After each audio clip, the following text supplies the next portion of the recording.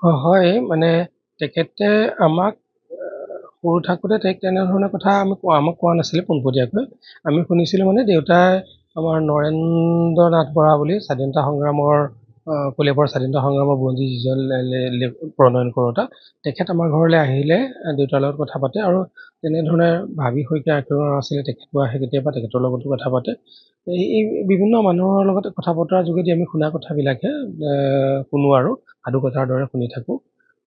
সেই সময়ত মানে কামপুৰত বিশেষকৈ ৰে'ল বগোৱাৰ কাহিনীটো দেউতাই কোৱা শুনো। ৰে'ল বগোৱাৰ সময়ত শান্তি সেনা আৰু মুক্তি বাহিনীৰ সকলোৱে একেলগে কথাবিলাক জানিছিলে।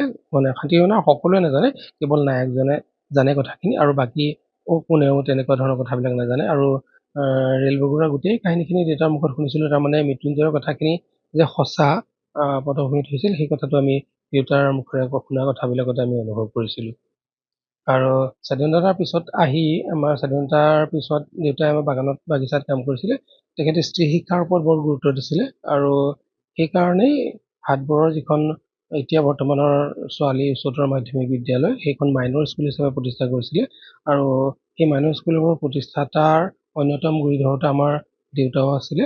আৰু ১ নং হাটবৰ প্ৰাথমিক বিদ্যালয়ত তেখেতে শিক্ষকতা কৰিছিল, তাৰপিছত বাগিচাত কাম কৰিবলৈ গুচি গৈছিল। আৰু সেই সময়ত দেৱেন গগৈ আৰু অসম সাহিত্য সভাৰ সভাপতি, প্ৰাক্তন সভাপতি মহিম বৰা ডাঙৰীয়া দেউতাৰ লগত আছিলে। আৰু তেখেতসকলে হাটবৰতে স্বাধীনতা সংগ্ৰামৰ পিছত স্বাধীনতা হোৱাৰ পিছত অৰুণ সেৱা সমিতি বুলি এটি সমিতি খুলি তাৰ জৰিয়তে ৰাইজৰ কাম কৰিবলৈ চেষ্টা কৰিছিলে। পিছত যেতিয়া ভাগে ভাগে আটাইকেইজন গুচি গ'ল, সেই সমিতিসমূহ নাইকিয়া হৈ গ'লগৈ।